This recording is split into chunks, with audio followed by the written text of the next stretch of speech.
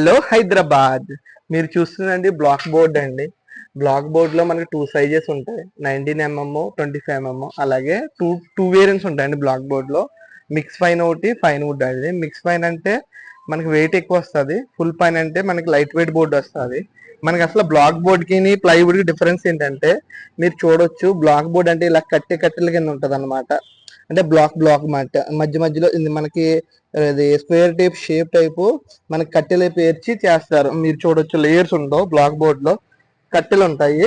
తర్వాత మనకి ప్లైవుడ్ అంటే లేయర్స్ ఉంటాయి అనమాట. ఇంక ఇలా లేయర్స్, లేయర్ బై లేయర్ అట్లా పెడతారు. రెండింటి డిఫరెన్స్ అది.